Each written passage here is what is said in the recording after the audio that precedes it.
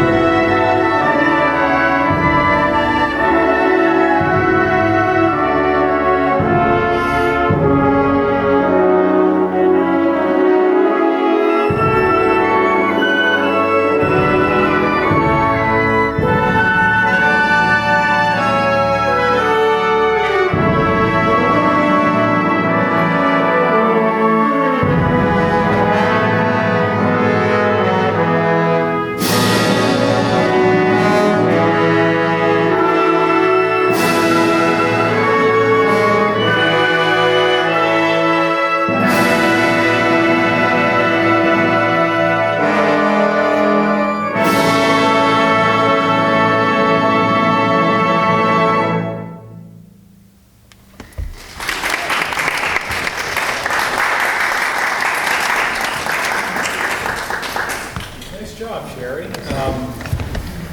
One of the first things I noticed is that you seem much more comfortable today than yesterday, and that's probably just, getting used to the group. And yeah, what's that? Day two. Day two, it's always a good thing. And this is where I think our job as a conductor gets interesting, because the first thing that we do is prepare for the way that we look on the podium, right, with the idea of achieving certain musical goals. But in some ways, the hardest thing to do is while we're doing that thing that we practiced in front of the mirror and back in our rooms, whatever, now you're listening to what the group is doing. And what we, I think, all do is, this on-the-fly evaluation of how the reality band matches up to our imaginary band, right? So, what are your first observations? How did you feel the group did? How close were they to your imaginary band? As we got going, it became a lot more like what I was imagining. It felt like at the beginning, it was just a little hard to pull it all together at the beginning. Some of not the melody was working fine, but the other stuff, the background stuff was. Okay, so if this were your band, what would you work on first? What would you say was the biggest issue?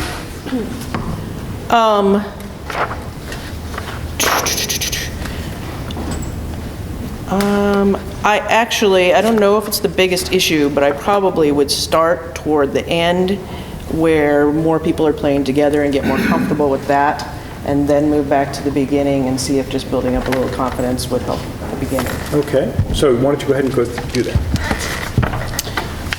Let's do toward the end, let's take it at 3 before 100. And we'll just do the very ending. Okay, now before you do that, one of the things that I try to do whenever I go back and start working on something with a group is to give them some idea of why we're going back, okay? Something to focus on.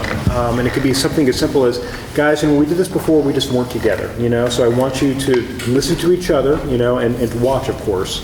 But to give them something specific to think about. Because I know as a player, whenever I would have a conductor go back and say, let's just go through that again. Let's take it from the top. I think, well, why are we doing that? What do you want to be different this time?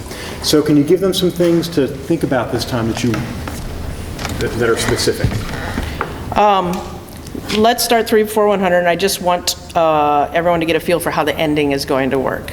I'm going to expand a little bit there after 105. No specific break before the last note, but generally stretch just a little bit before the last note. And just so that we're all clear on how the ending is going to go. Okay. And was there anything specific in that previous rehearsal where it didn't match up with what you wanted? No, it was pretty good. I just want to make sure that we're all on the same page. Yep, that's good. Okay. So this will be 3 before 100. Obviously, cornet and then horn really bring that out.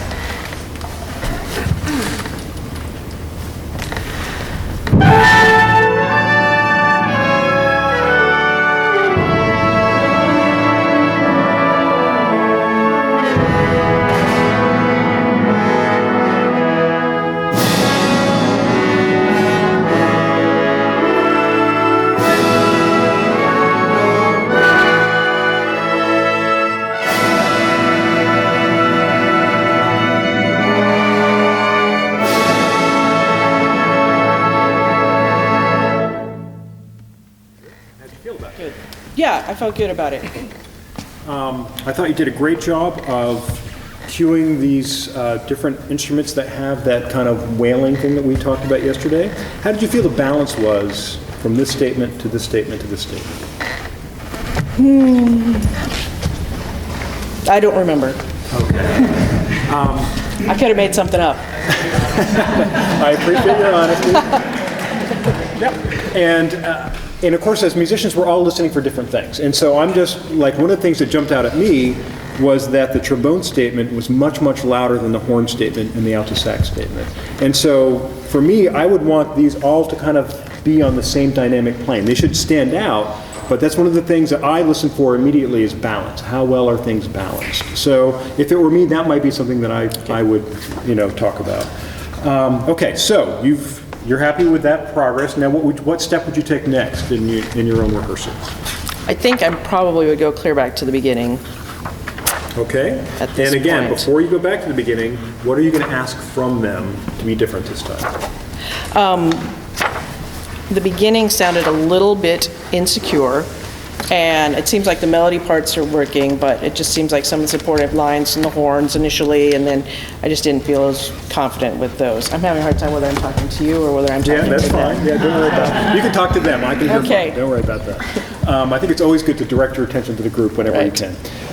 So how do you think, so your concern is not with the melody, it's with the other instruments. So yeah. How do you think would be a good way to rehearse this rather than just having everybody play again? Well, I probably would just have everybody play again, only because those other parts they're half notes. So I honestly think that perhaps just another time starting, that was our first moment of the day that we had played together. So I probably would not rehearse just the half notes, particularly with the group of adults. Okay. Now, is there another piece of advice that you could give to the people with the half notes that would help them play together? I think watching is always a really good thing to do, and I don't know, just remember that you're the support for the melody over the top. And so who else might they listen to play with the melody? It's a very obvious answer, but it's worth saying. They might listen to the melody. Yeah, I thought you said okay. besides the melody. No, what I'm saying is, for those people, what, because you said to watch, Oh, for the people okay? besides the melody. I thought you wanted to listen to something besides the melody, so I was No, like, what okay. I'm saying is... Listen to the those- melody, please. Yeah, and sometimes it's as simple as that. Hey, folks, just listen for that melody. This is what they do, and sometimes it helps for them to play that, or for you to just sing it, just so they know what they're listening for. But I find it's so tempting as conductors to just say, watch. We're not together because you're not watching. But my experience has always been that just telling people to watch, the way they interpret what you're showing them visually could be very different depending on where they are in the group, the way they interpret your ictus, all of those things. And so what I almost always say is listen. Listen. You That'd folks be better. need to listen, okay? Now the watching, of course you want them to watch too, but for me, it's what we do as musicians, it's always coordinating what we see with what we hear. And of course there are traps with listening, you have to be careful depending on your acoustical environment and all that, but still I'd much rather have my musicians listening to each other, and then we're all working together. But listen first, but yes, certainly watch, okay?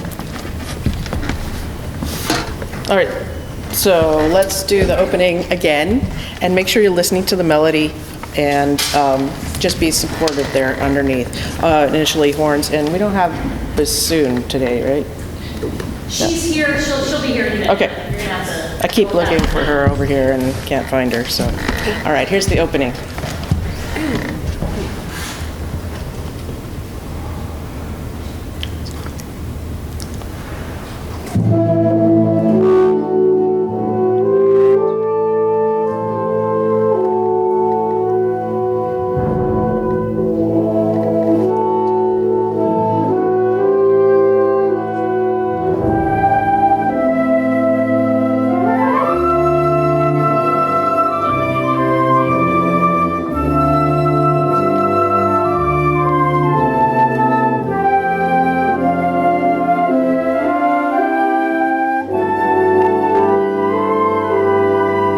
Okay, good. All right, so what do you think, better? Yeah, it may actually have been a little bit of the melody. That was my issue before. Okay. So for me, I liked the concept of starting them and then leaving them alone. Right? You may continue with the melody a little bit if needed. My philosophy is always, what do the players need from me?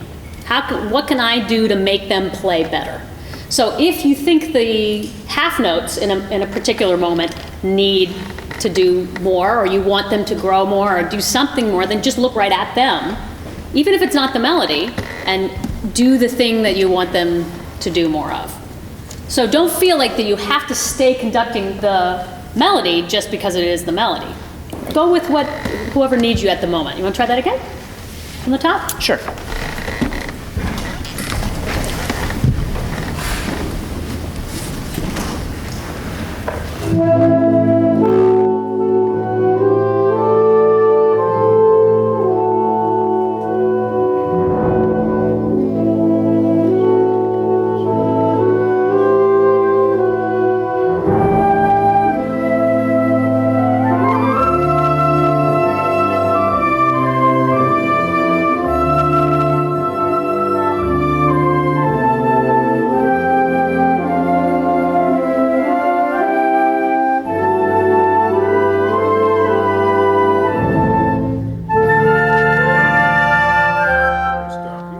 So measure 8. I'm going to ask a leading question here. I'm hearing a little ensemble problem in measure 8. And what instruments do you think would be and maybe you're hearing the same thing. Well, the flute and the saxophone that have that little... Right. rip And so to them. specifically, Where is that falling apart? Presumably on beat 2, knowing when to enter. So that little- can you tell what's happening? Would you hear those different instruments playing that figure, where the discrepancy is? I do not remember, no. Okay. So that's a spot where I think a little rehearsal is required. And just as a conductor, I'm likely to give a very firm click on beat 2, and then to ask them to make sure that they're subdividing and that they don't start that figure too soon. And actually kind of sing that rhythm for them, and maybe do a quick rehearsal with just those folks. Can you try that? Let's hear the flute and alto 1 parts. We'll start 2 before 10 with a pickup, 2, 1, ba-da-da-da-da-da-da. Okay, there we go, 2 before 10 with pickup. 1, 2, 5. Do that again. So it's actually 3 before 10, beat 2. 3 before 10, beat 2. 1.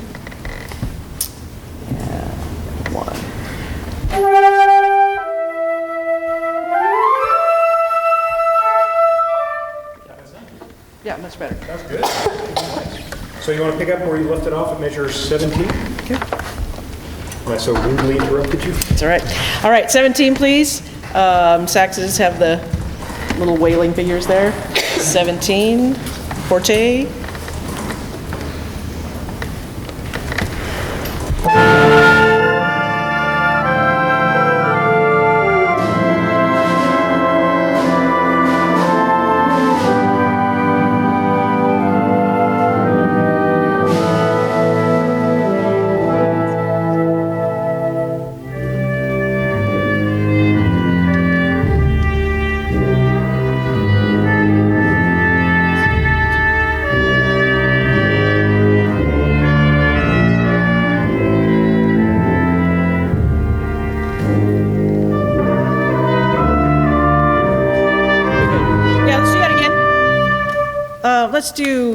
Let's do 25 again.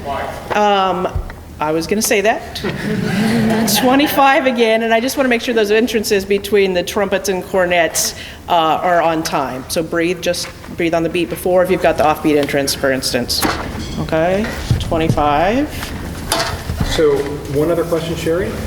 Why do you think, what is it about the cornets there that might contribute to them being late? Well, the one entrance after 30 is on the offbeat, so, that could be late. Is there something else? It's pianissimo. And? And muted. Muted. So brass players, mutes tend to make brass players play a little bit late. And so I find, like when I do this, I have to remind my players, guys, you got to prepare the air a little bit early and make sure you're right on time because its sound is speaking late. And it's just one of those things that's, I think, helpful to remind them about, okay? All right, so let's start at 25 again.